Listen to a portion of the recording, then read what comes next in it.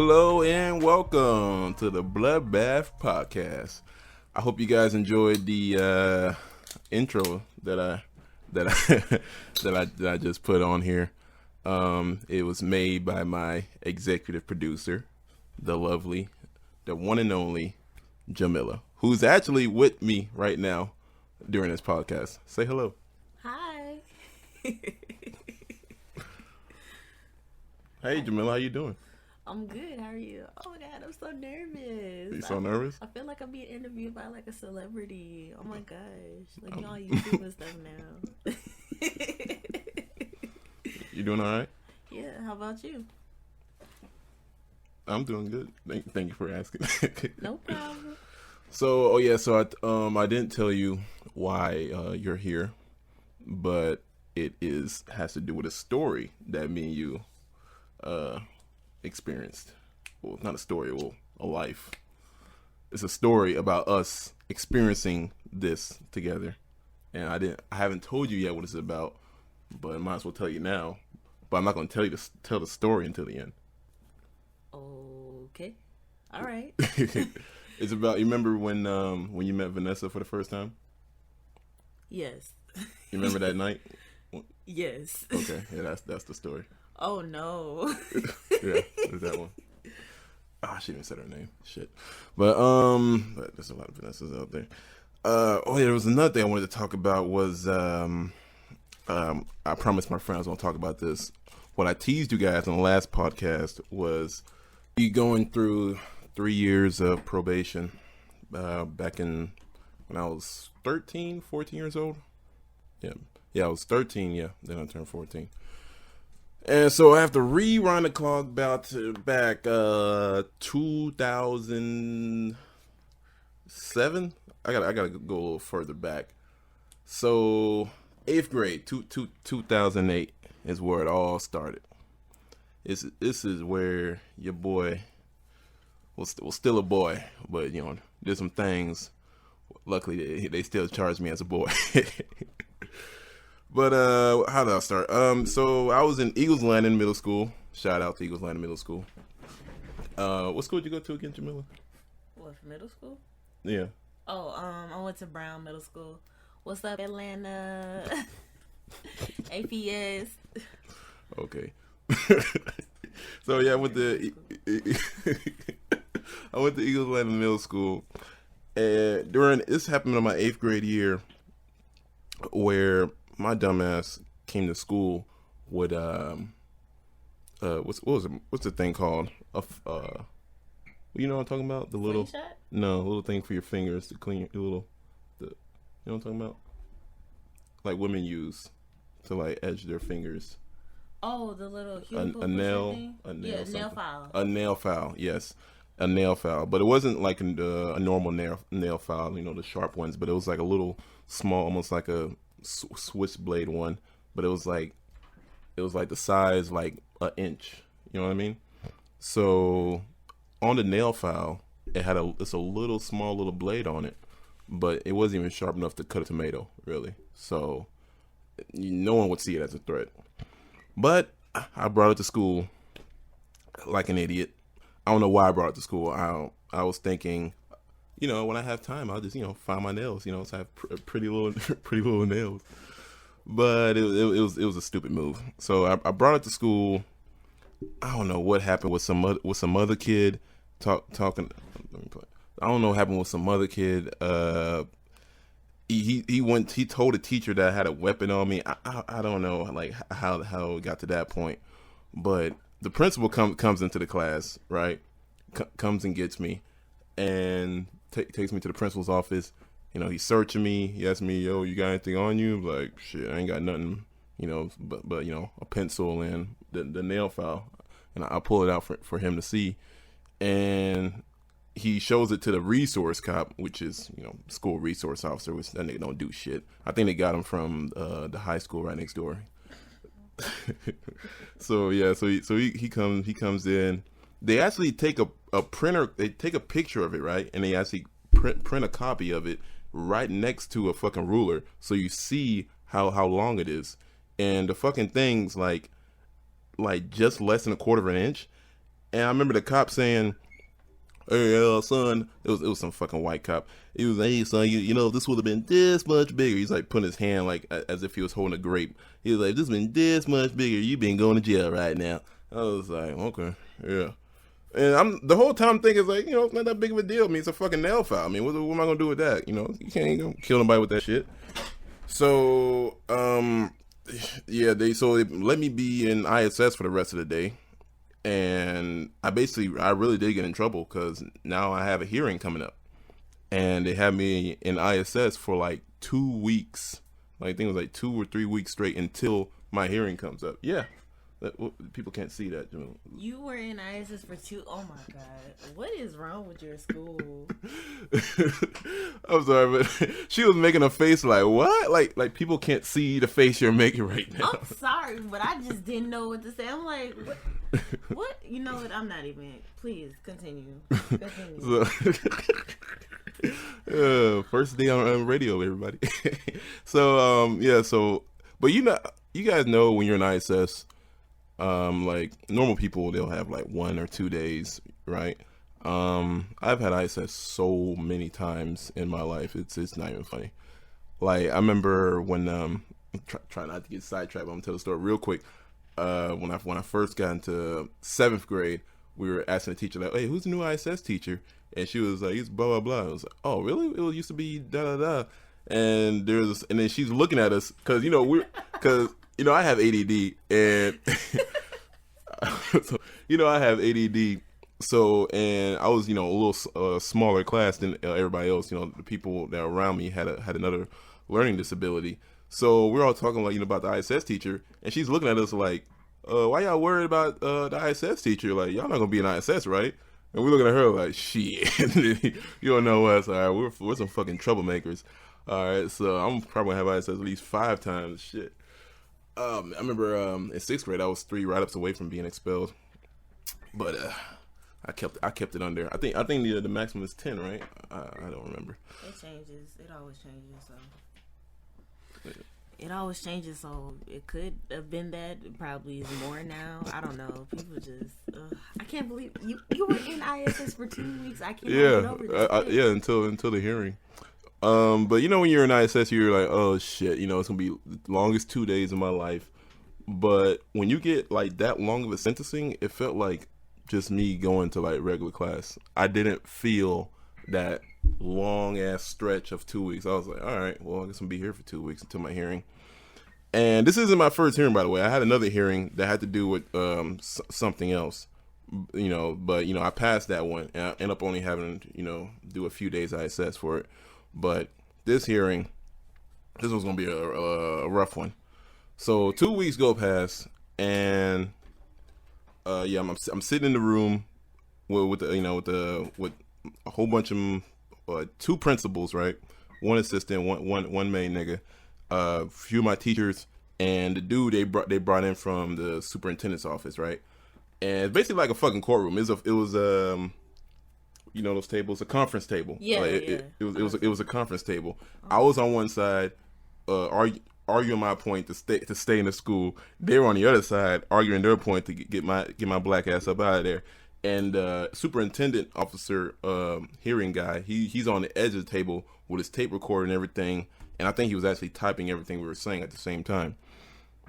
So I'm sitting there by myself. My parents aren't there. My mom is working. My dad's working. They ain't had time to come to it.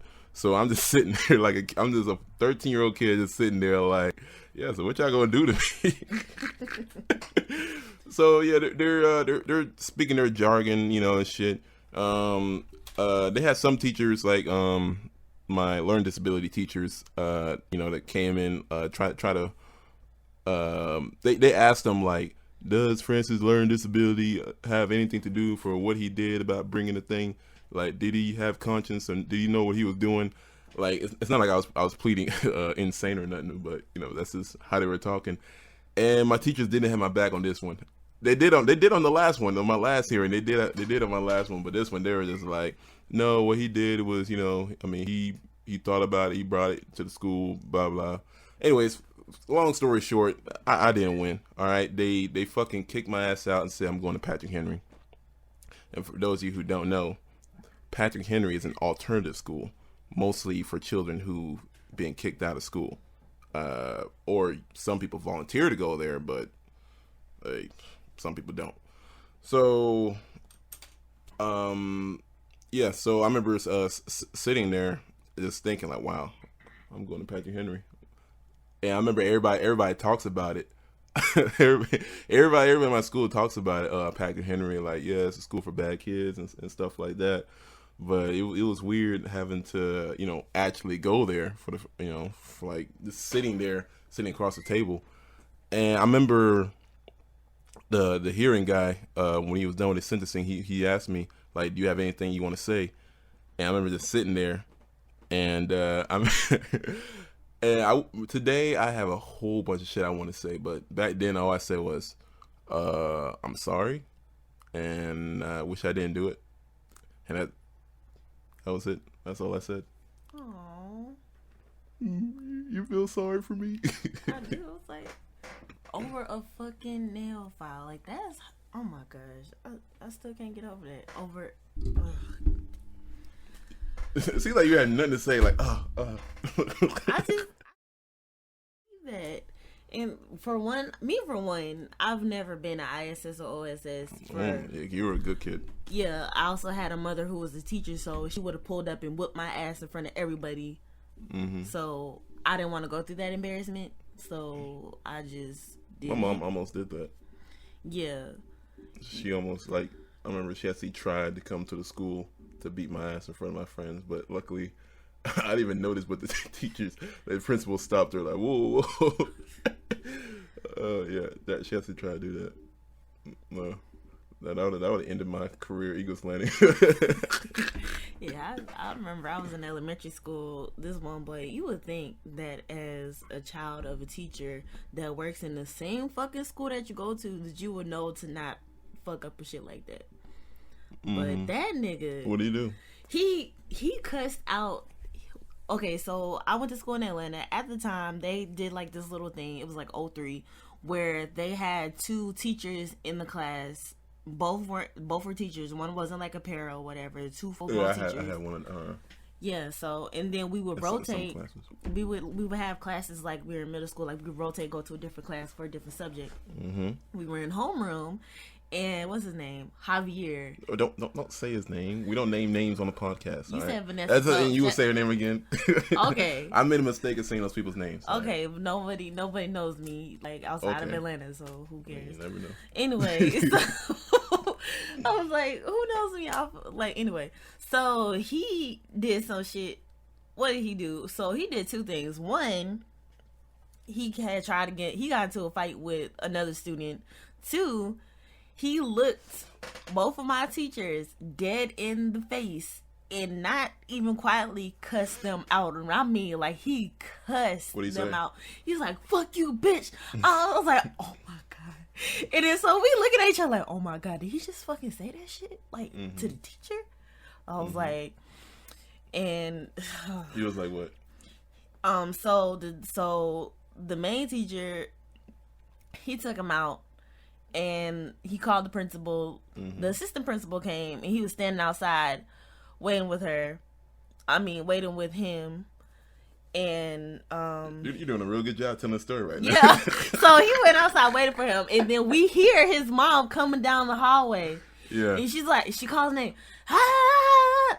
And then she drags him back into the room. Mm-hmm. So the principal goes away. He act like he ain't see nothing. The other teachers, they stand in the corner. All the class was like, what's about to go down?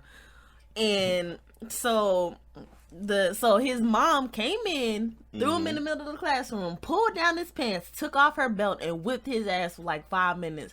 I was so embarrassed for him. I just turned away. I just heard it. Wow. I was just like, whoa, Jesus Christ! Trying to break their. I'm sorry, but that's what it sounded like. I would never forget that shit. I was like, hell no, I can't. Damn, sound like some booty clapping. We'll talk about that later. But yeah, some real booty clapping. That's why I would never. But anyways, back to my story there. No, so I'm in Patrick Henry. And luckily for me, that I have learning disability. Normally, most kids don't get a bus to go to Patrick Henry. You have to get your own ride there. Yeah, your parents have to get there or whatever. There was no Uber back then. Back in 2008, Uber wasn't invented yet. So, I keep on saying 2008. I feel like it was 2007. Yeah, I think it was 2007 at that point. So, 2007, Patrick Henry. I'm on the bus. I meet a kid named, I'm going to say this kid's name. All right, because you guys should know who this person is. I'm pretty sure some of you guys, if you live nearby me, of Eagles Fund, you know who this person is. I met Jacob Koski. Some of you, that name probably doesn't ring a bell to you since you're not from around here, but for people from Henry County, they know that name. Jacob Koski. Look him up. Kosky. And if you don't know who that is and you don't feel like looking him up, I'll tell you at the end of the story. Anyway, so I meet Jacob Koski at that time. Let's just call him Jacob. Jacob, to describe Jacob, he bullies back then. He was a short, chubby, white kid with buck teeth.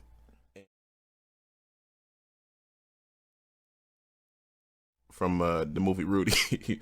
If y'all ever seen the movie Rudy, the kid in the high school, college who, man, y'all know what I'm talking about. That long ass fucking head, like a goddamn, like a goddamn pencil. I really don't know how to describe. You know those people, those type of heads where there's like fucking, just like somebody just like put their hands on both sides of their face and just smushed it together, and then like grab the top part of their chrome and the bottom part of their chin and just pulled it up at the same time. Yeah, that type of head, big ass fucking head. And yeah, Jacob had learning disability too, and so me and him became cool, because he lived literally down the street from me. If I look out the window, I'll see his house, like literally down the street. And we became cool, somewhat friends, if you want to call it that. And yeah, we went to school with each other at Patrick Henry for, I don't know how long, probably since the end of the year. We finished the year together. And sometime during the middle of the year, we were walking through the neighborhood, and I don't know how this started, but we just started going into people's garages and just stealing stuff.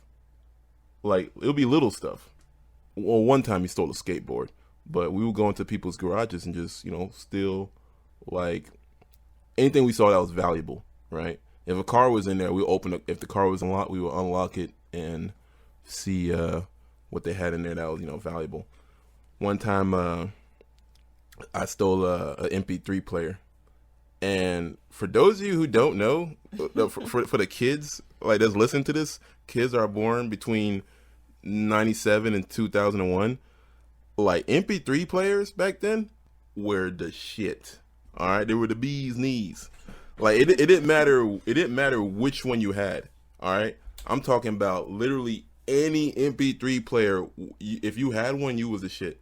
And if you had a Zune back in 2007, 8, if you had a Zune back then, oh boy, you was the shit. Nowadays a Zune is like, I don't know what the fuck that is. Zune, iPod, fucking this any MP3 player. But nowadays you have to have, nobody has MP3 players. It's iPhones and shit. But yeah, so I had an MP3 player, and I was just listening and shit whenever. But this shit almost was like some Slick Rick shit, like some child play shit, cause like we didn't stop. Like, it's almost like we had disease, on Child's Play, the Slick Rick song. Yeah. Like, you had to keep robbing old people. But like, no, we was just robbing like garages and shit. And one fateful day when my life changed is when I got off the bus. I think it was a Friday. Yeah, I think it was Friday. I got off the bus.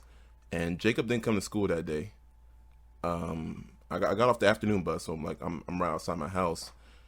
And, Jacob lives right down the street. I'm asking myself, why didn't Jacob come to school today?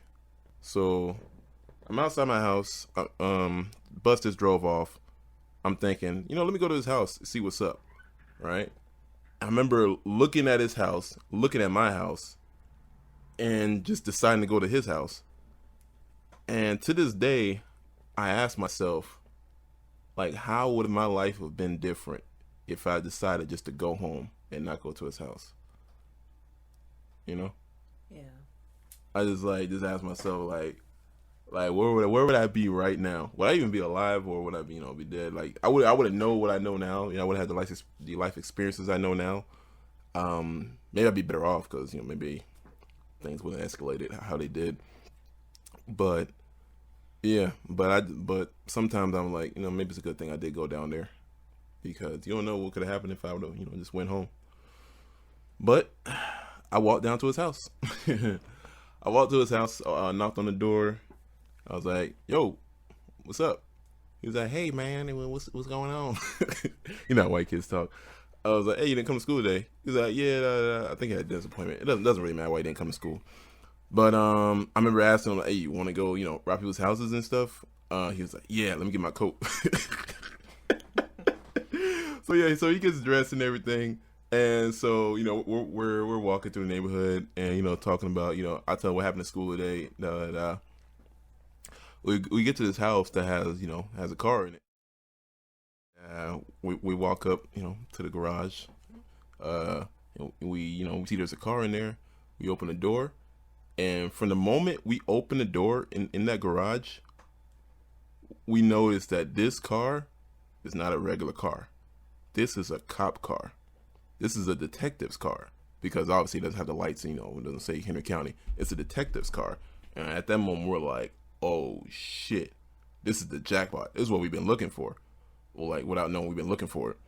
So we open the door, and we find, walkie-talkies. We find handcuffs. We find gun magazines, batons, pepper spray.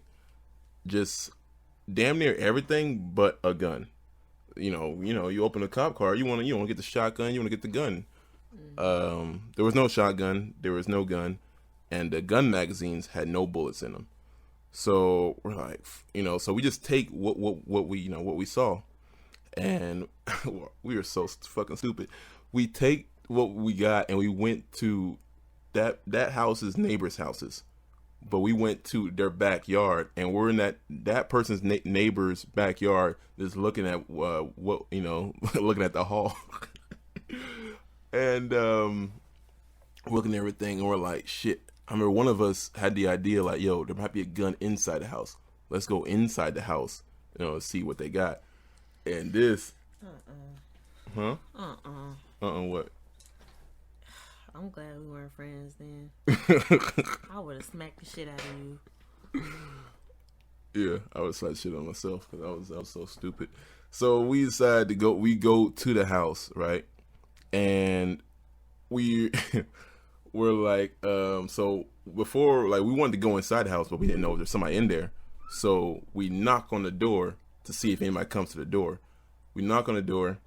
An old lady comes to the door. And we're like, oh, shit. We didn't have a plan for if somebody comes to the door. So we're like, oh, shit. So she's opening the door, she walks out, and I'm like, I didn't know what to say. And he, without dropping the dime, this man just fucking says, ma'am, have you seen our puppy? And I'm the whole time just like, oh shit, that's a good fucking idea right there, my nigga. Like, oh shit, I wasn't even thinking about saying that. I didn't know what I was gonna say when she opened the door. He's like, ma'am, have you seen my puppy? And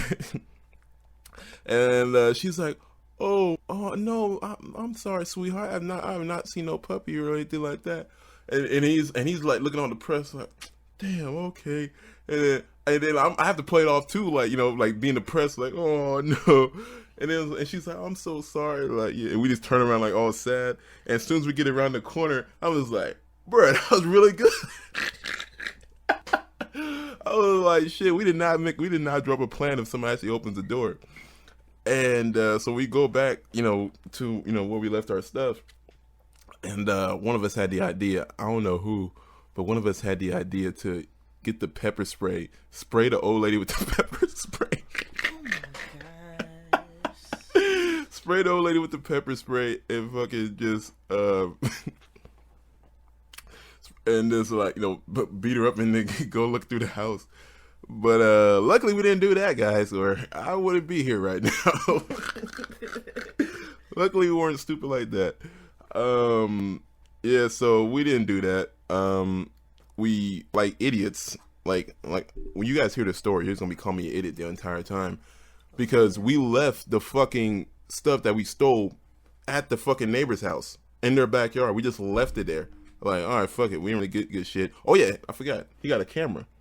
He got the detective's crime scene camera that had a whole bunch of dead bodies on it. But I never actually saw it. It was, he took the camera and I took the fucking. I don't even remember what I took. I don't think I took shit because it was really shit. We're not gonna do a pepper spray, a fucking baton. I want to be a fake cop, but no. Yeah. So yeah, he took that shit, and we go home, right? It seemed we didn't go to no other houses. You got a fucking camera. I mean, you can't beat that. So we go home. The next day, it was Saturday, so I'm in my house playing PlayStation 2. I had a PS2 back then. Yeah. Oh, shout out to all the gamers. I am. And nobody can hear you. We can talk over there. Yes, they can. No, I'm still picking up. Nah. You have to turn off their headphones to hear you. But like I was saying, yeah. So I was playing True Crime Streets in New York, which was the little beta of True Crime Streets of LA. LA was way better, but New York was still good too. It wasn't good as LA, but it was boring at times, but it was alright. Anyways, I'm playing True Crime Streets in New York. There's a doorbell ring. I go outside, I see Jacob and some white kid, and I go out there like, "Hey, what's up, man?" And he was like, "Dude, somebody saw us go to the house." I was like, "What?" And he was like, "Yeah, somebody identified us, like, black kid and white kid and stuff." I was like, and when he said who it was, he said it was like the girl up the street, and I was like, "Oh shit, I know who he's talking. I know the girl from up the street. I'm actually still Facebook friends with her, so I'm not gonna say the girl's name, but the shout out if you're listening." But no, it was this girl from up the street, and yeah, I guess she recognized me, so she identified me, and he said that she doesn't know him, so there's no way she could have known him. So I was like, "Oh shit!" And I remember just like, "Oh fuck!" Like the whole time I was like, "Oh fuck! Oh shit!" So we're just like, "Yeah, man." So yeah, if you hear anything, because I knew, like, they didn't really know. I mean, she wasn't really gonna snitch and say who I where I was. At least I didn't think so. But apparently somebody snitched. So I go back into the house, I dap up Jacob and everything like that. I go back into the house, continue playing my game, and I'm just like kind of nervous and scared at the same time. And at one point I was like, I think like 2 hours later, I go back outside. I want to go talk to Jacob again about it. So I go back outside. I'm walking to his house, and I look up. I see outside of his house is a fucking cop car. Guys, when I tell you my heart fucking just sink down all the way past the fucking crust, past the lithosphere, the asthenosphere, down to the fucking mantle, outer core, inner core of the earth. I'm telling you, I was like, oh fucking shit. I turned my black ass around, went back into the fucking house, like just scared as shit. Like, oh my god, he's fucking pinched. They know it was him, and I'm gonna be next. I'm just like, oh fuck. I'm telling you, you guys don't know fear until like the cops are involved in something. All right, like you think you watching TV and everything. Like, man, this whole bullshit. Like. That's why I can understand with Tekashi 6ix9ine, him, snitching and stuff like that. All right, when the judge says you're looking at 100 years, like you telling everybody. All right, you don't give a fuck. I'm telling everybody. Look at that. I ain't doing 100 years, bro. Fuck that shit. This nigga gonna die in prison. He's gonna die in prison if he doesn't snitch. Maximum security. or lower minimum security if he's lucky. But yeah, so I go back in the house, scared as fuck. I'm too scared to even play the game, but I was still playing it though. I'm a gamer at heart. So I get another doorbell to the house. This time I don't even go and check it. I'm too scared. I'm like, I don't know who's at the door. My brother is here. One of my brothers is here. He goes open the door, and yeah, so he invites the people in, and then I hear him call my name. I'm just like, please don't let it be cops out there. Please don't let it be cops out there. I open the door. I see a lady uniform cop and a detective cop, and that detective cop is the old lady we saw at the house. That cop car belonged to that old lady. Oh shit. Yeah, old shit is right. so like, oh shit. So she sees me. It's like, hello and everything, and being all nice, and I'm just like, precious Lord, take my hand, leave me all. You fuck. You beyond fuck. Man, I'm just like, I look off to the side. All I see is like fucking just like the meadows of like just the leaves of me just walking through in all white, just like, this is it, huh? This is how it all ends.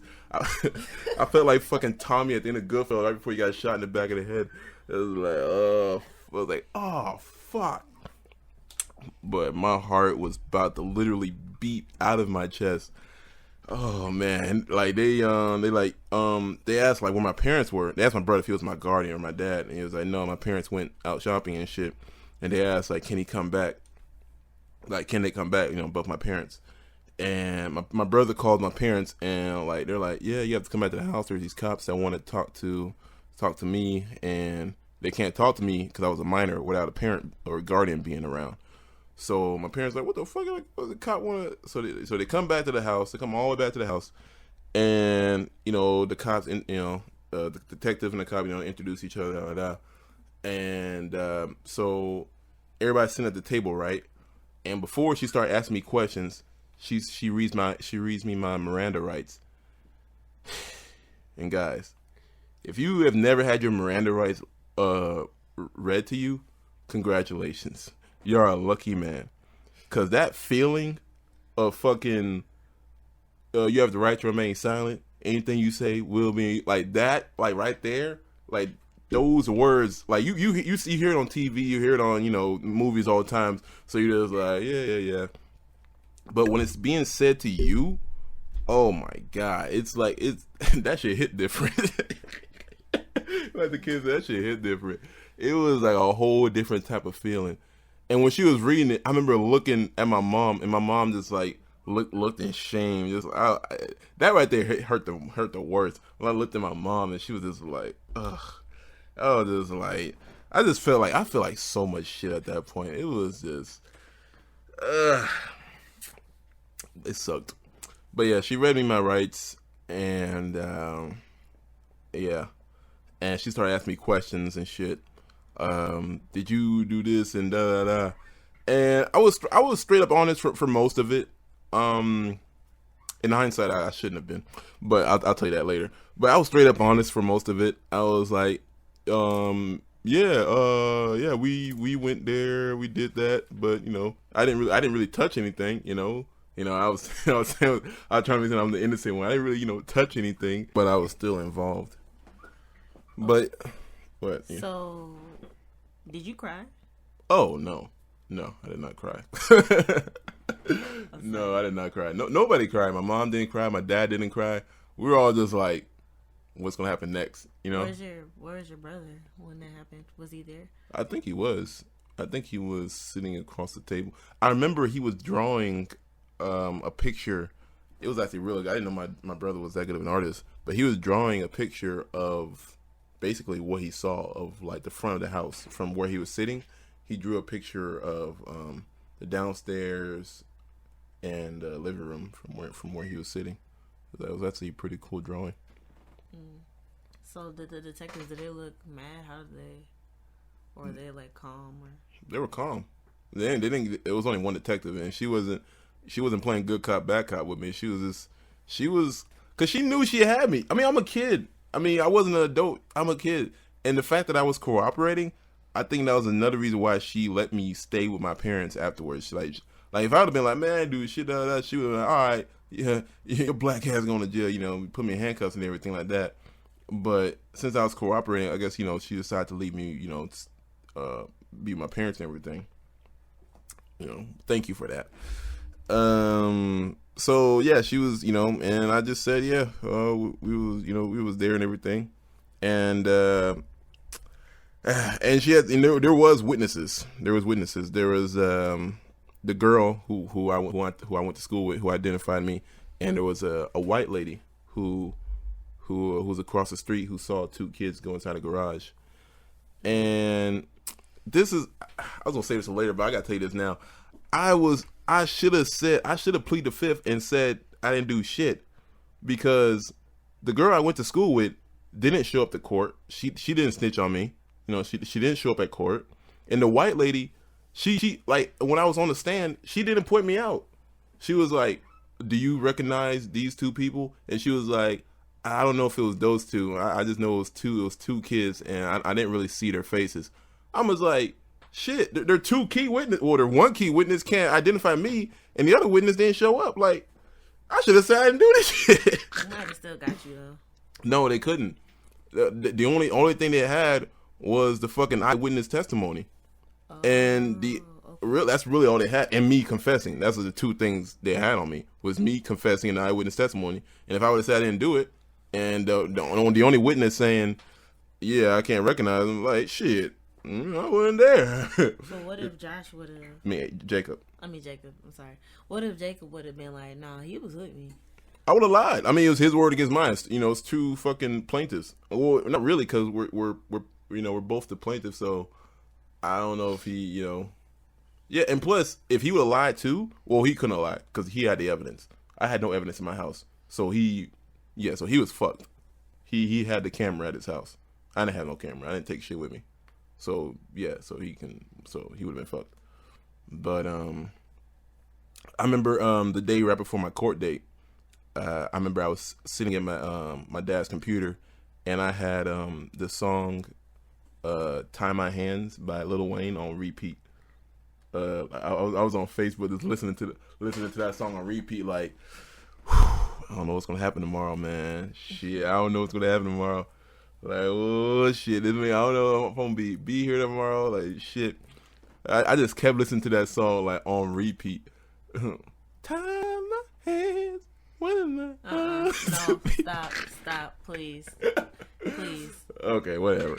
So I go to court, Henry County Judicial System over there in McDonough Square. I remember, you know, fast forward to me being in the courtroom. My dad took me, and you know, the lawyers are, you know, they're talking and everything, blah blah blah. They put me on the stand. And I remember the motherfucking prosecutor, this nigga really tried to catch a boy lying, bro. I remember just sitting there like, because they actually dropped one of the charges, right? They dropped the tampering with evidence charges, right? They dropped that charge because they couldn't prove that I touched the stuff. So I'm sitting on the stand. This nigga shows me a picture, right, of Jacob with his hands up. That I guess.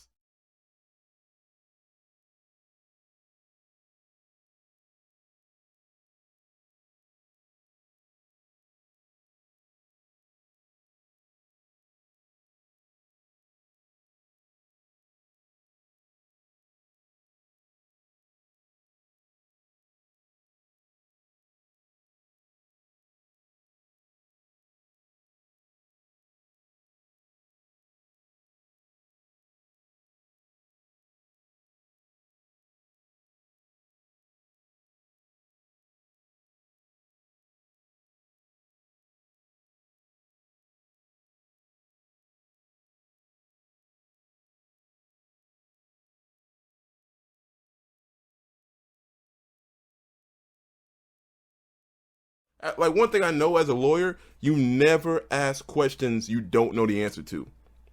You never ask what you don't know the answer to. So why would you, like, there is multiple things I could have said. I could have been like, okay, well, you can't prove that was me taking that picture. You could literally. He knows other people. He has his sister. He has his mom. Literally anybody else could have took that picture. And it was at his. Bro, I was just like, He oh. really wanted to make it seem like you was just all up in it. Yeah, it was some white. I still remember this nigga face too. Some white nigga too. Oh man, that motherfucker. I remember like, yeah, okay, he's like, okay. Like, bro, and I wish I would looked at the judge. Judge would have been like, yeah, nigga, let me drop that charge. Cause you trash. Fuck out of here. But at the end of it, so they brought up the white lady to the stand.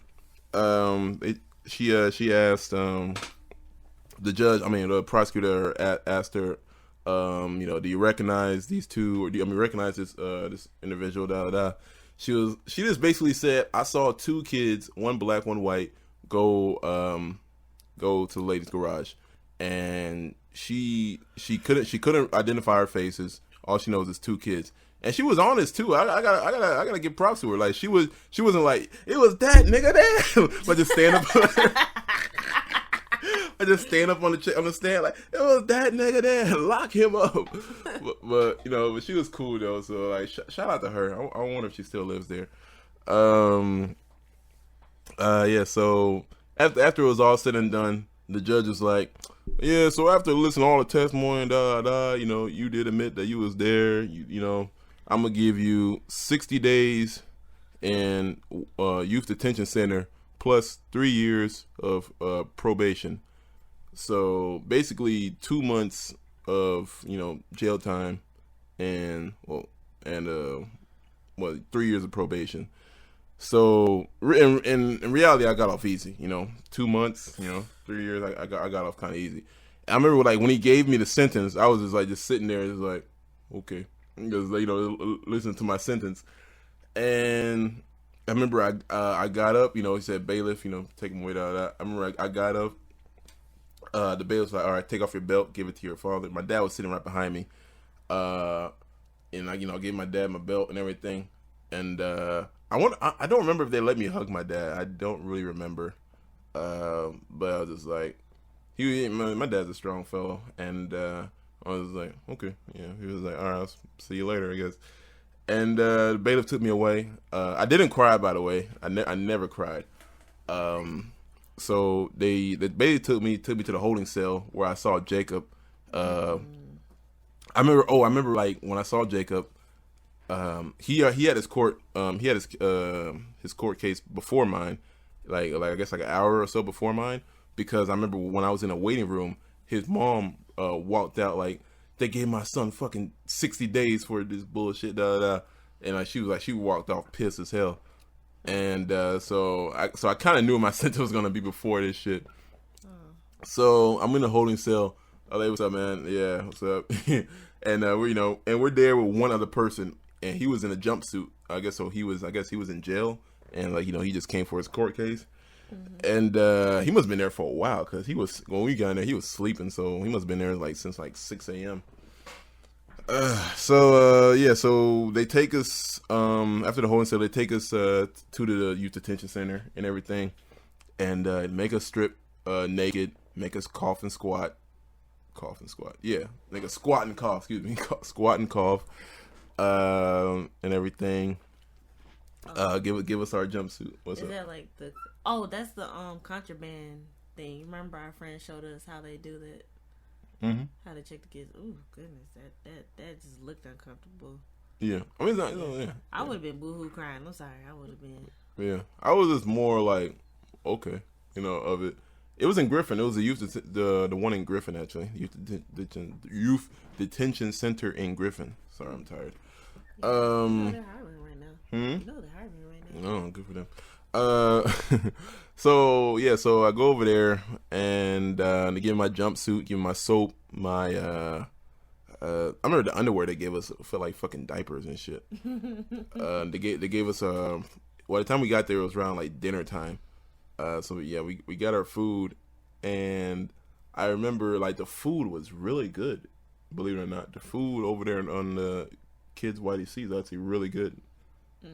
Yeah, they still care. They still kind of care about y'all, I guess, at that point. So yeah, they kind of care. Yeah, not like big boy jail. Big boy jail, you get mashed potatoes in a shoelace, but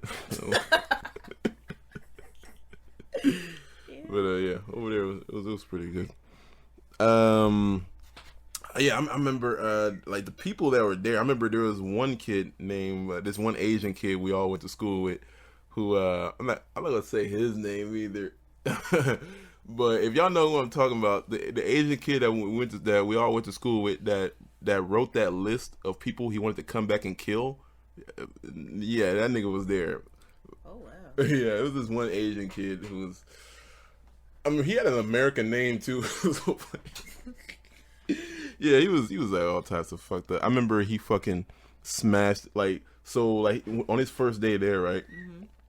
Mm-hmm. There was this kid, there was a black kid that kept picking on him, right?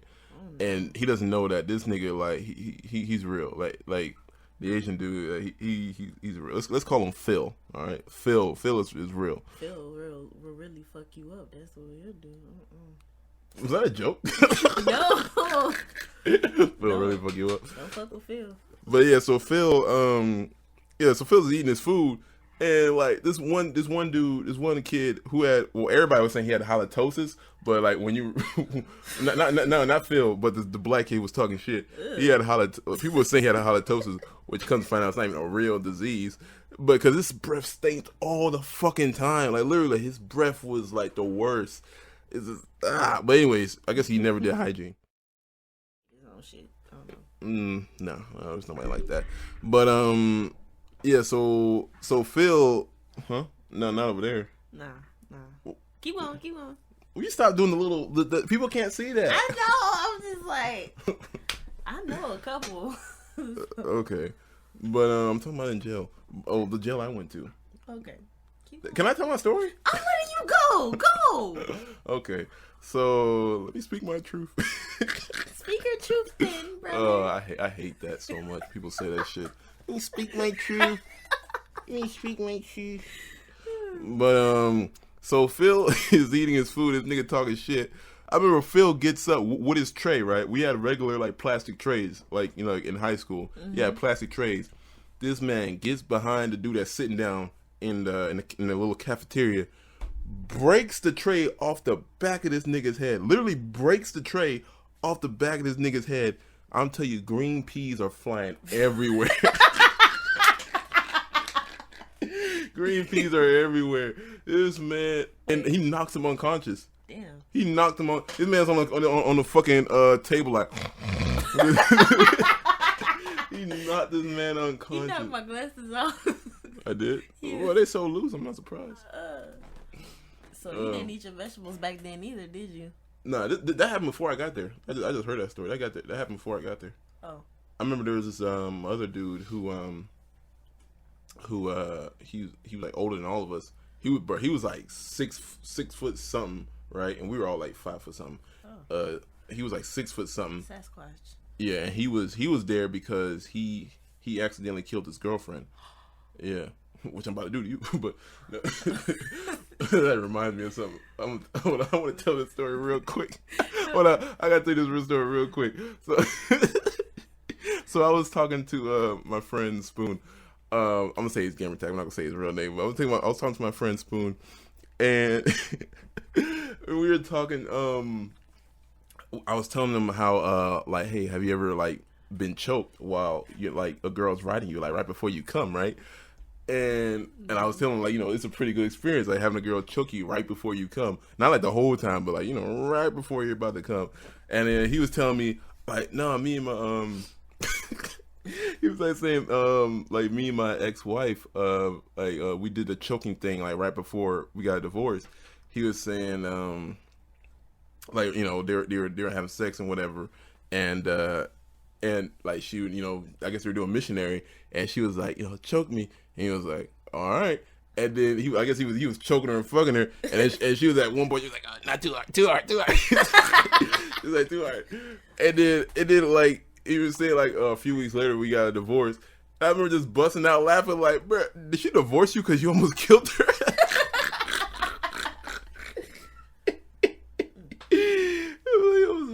Almost killed her. Like, oh man.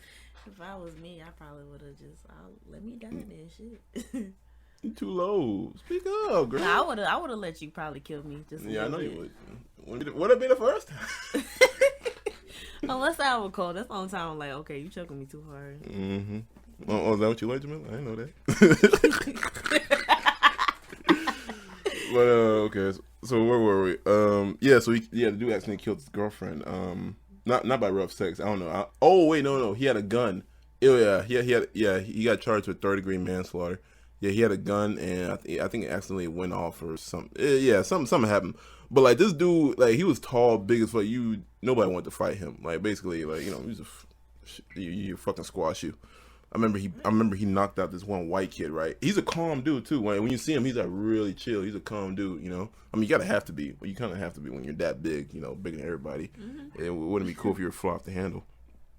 I remember he knocked out this one white kid because the white kid was I guess he said something racist, and he literally just got up from his seat, this strolled basically to the kid's seat and just said boop boop. It looked so easy as if he was sleepwalking as he was doing it. Just 2 hits, boop boop. The white kid was snoring. Like it was a wrap. It said boop boop. Like that was it. And like this in the JCOs, which is prison security guards, by the way, mm-hmm. The JCOs just literally just walked up to him like, okay, let's go over here. What can you do? He's probably taller than them. Yeah, he was bigger than most of them. He did. All right, let's go. Like they didn't tackle him and they was like, all right, come on. Like I ain't trying to get my ass beat too now. Nah, they probably like that nigga deserved it. Oh yeah, I forgot what he said, but I was just like, damn. And like when the white kid woke up, he had no recollection of any of it. No recollection. He was like, what happened? You got knocked the fuck out, man. I'd be surprised if he did. Oh man. But yeah. Oh yeah, I forgot my first night in jail. I remember the like when they closed the door behind me, right? Mm-hmm. So I didn't have no bunkmate or anything. I was by myself. And I remember when they closed the door behind me, like that feeling of like, wow, I'm here now. Like me deciding to go to Jacob's house and not going home brought me to this fucking cell right now. And I still didn't cry, by the way. I still didn't cry. But I was just sitting there, it was like, fuck. And it was dark as hell too. And there was only like one little window, and the only thing you could see was like the parking lot. I was like, ugh, all right, I guess I'm gonna be here now.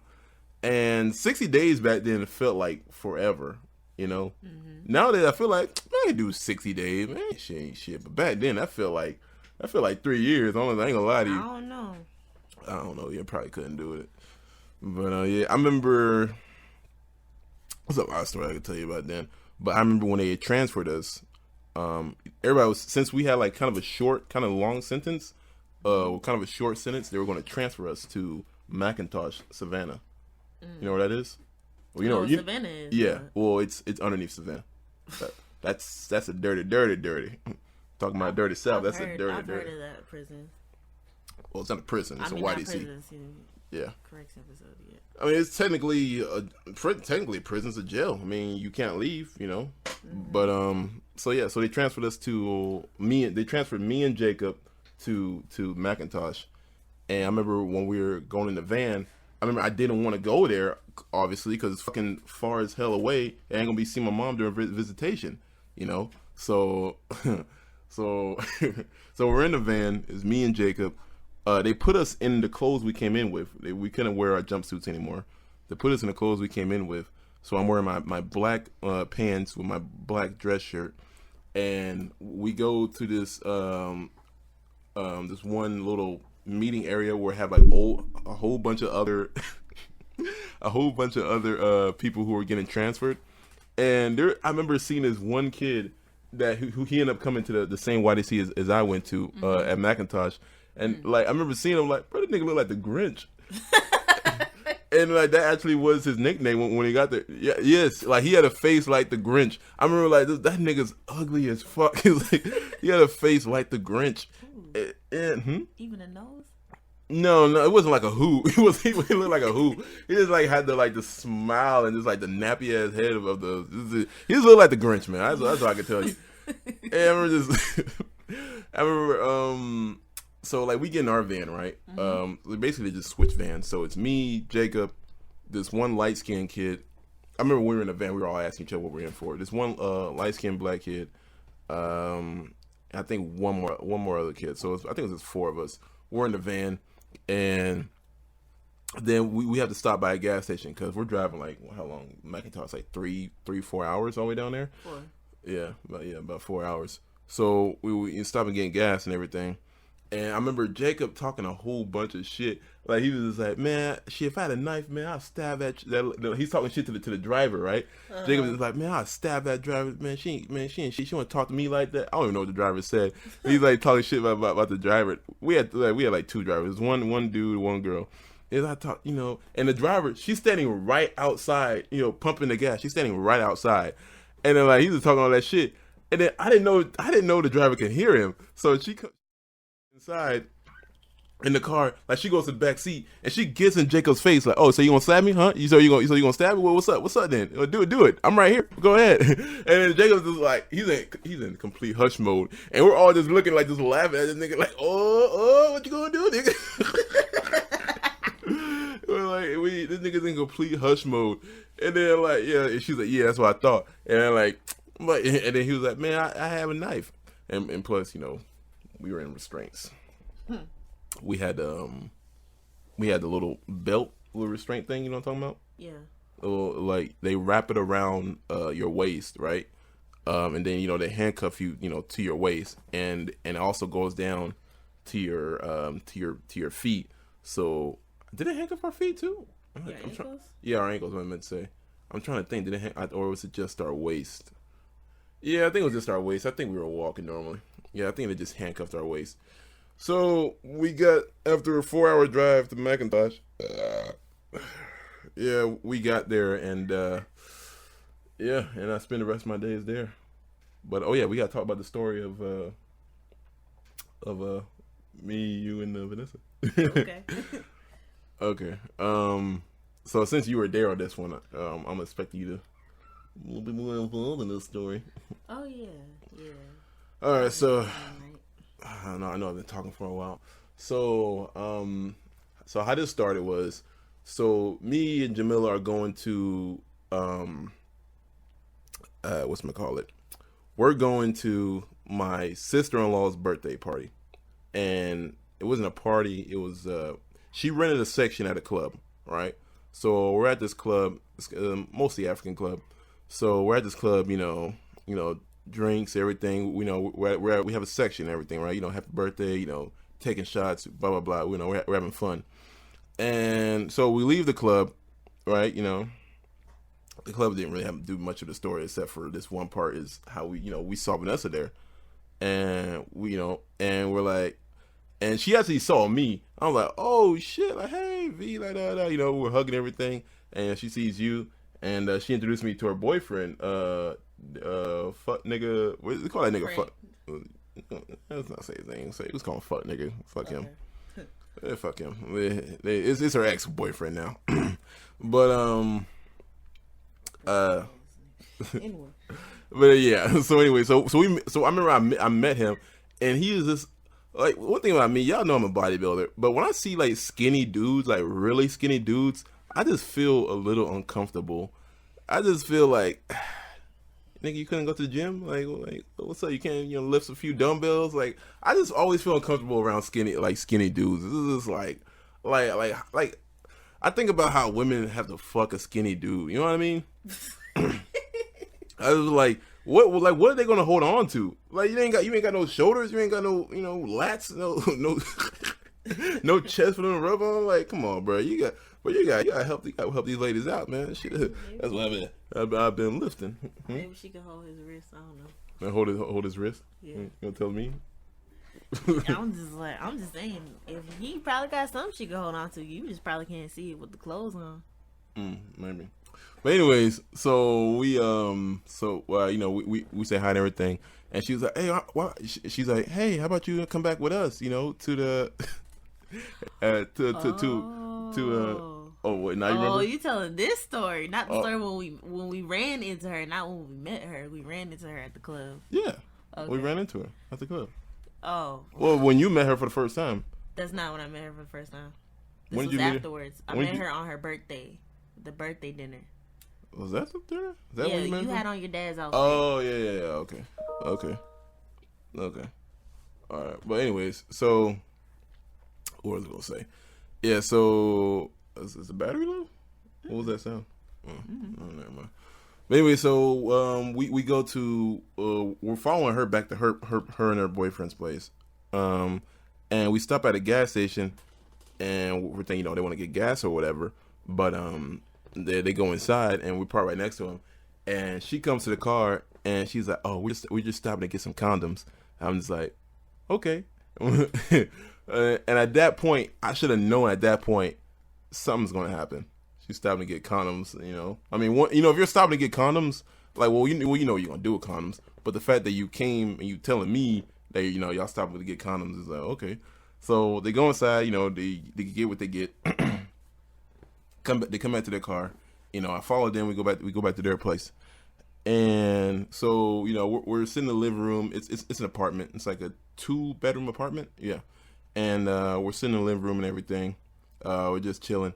And they're like, okay, well, you guys just hang out over here. Me and him, we're gonna go to the room.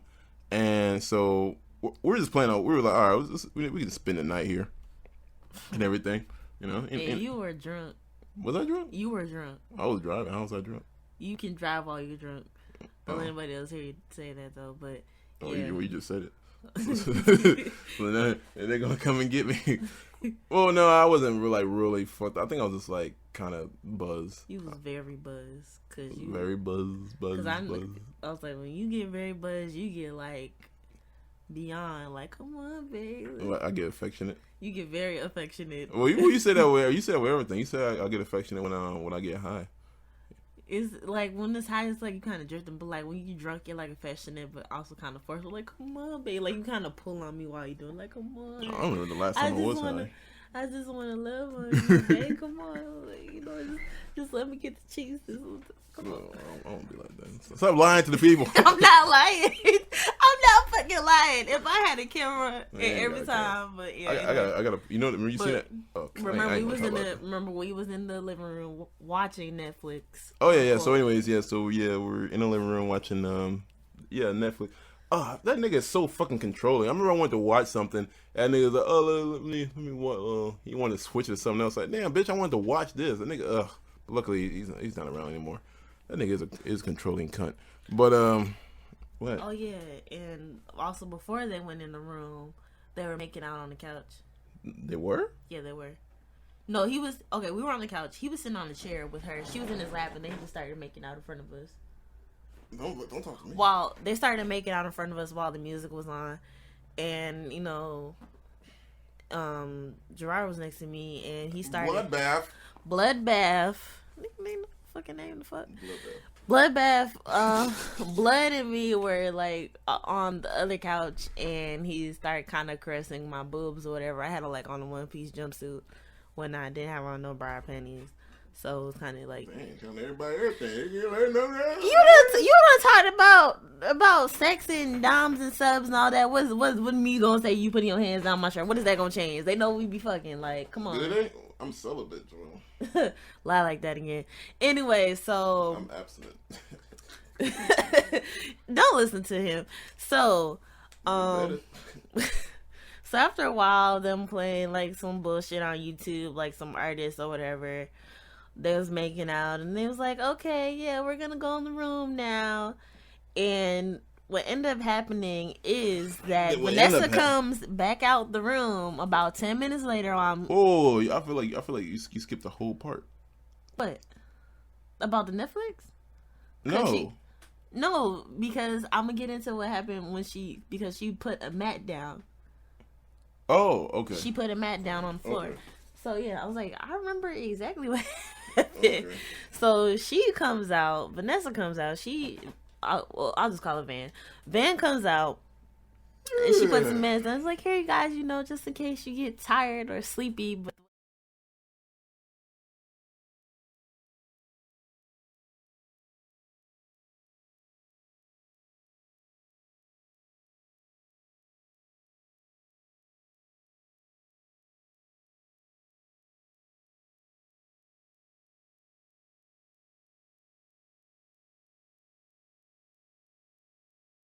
man, come on, let me watch Netflix. Like, nah, I ain't trying to watch all that shit. Let me talk about it now. Okay. So yeah, so where was I? Yeah, where were you? Yeah, so we start getting into our groove and everything, and not gonna go into too much detail, but we start doing some that led into intercourse, and intercourse. Yeah, Such a proper word. Intercourse, and then they as mid stroke, they literally walk out both naked, and they see us just right there on the thing, and I paused for a brief second, oh shit, and then they're looking at us like, oh shit, and then so this nigga, the fuck nigga, I give props to him, he did not miss a beat. He literally took the opportunity to bend Van down and literally start fucking right in front of us. So I continue stroking, they stroking, and we're just this. I'm in my head. What? Nah, keep going. And in my head, I'm just like, holy shit! I did not wake up this morning thinking this shit was gonna happen. Right? Having fucking group sex in front of other people. What? So then, in the middle of both of us fucking, you talking about when I grabbed the blanket? No, this, because they had their own blanket, we had our own thing. So, so while we are both, kind of getting into it in the living room, I guess Frank's roommate, I think it was, so fuck niggas, roommate or whatever. I don't know if it's cousin or whatever. Yeah. Yeah. Oh yeah, I remember that. He opens his door, and I'm right there. My titties are out. Oh, we out. I'm spread eagle, and he sees me, looks down, immediately goes back in his room, shuts the door. So we paused. We all collectively paused. I remember that. Yeah, like I said, it was a 2-bedroom apartment, and the dude's roommate, who's actually the dude's cousin, comes out, see people fucking in the fucking middle of the floor. He's like, shit. He's like SpongeBob, I'm gonna head out. I'm gonna head out. He just close the door But yeah, oh man, that was a good night. That was a real good night. That wasn't just it though. Remember, we migrated to fuck nigga room. Yeah, we migrated to the room, but it's not. But it was just still just going back. It's not like we switched girls or anything like that. No. Yeah. Oh hell no. Yeah. I would never forgive you. Yeah. I don't think you want to be with that dude. But yeah, that's the podcast for today, guys. I'm sorry, it was just stories. I really didn't even get into current events and shit. It was just stories today. And give a round of applause for the lovely Jamila that came on the podcast. Thank you. Yay! I was glad to be here. You want to shout out to anything or anybody, or you want to promote anything you're doing?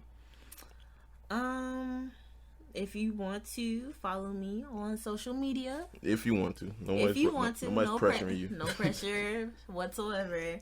But my Instagram. We'll put it in the description below. Yeah, my Instagram, Snapchat is all the same. Check out my music. Check out my food. If you're in Atlanta, you need a caterer, book me. Get me booked and busy. What's up? You know what I'm saying?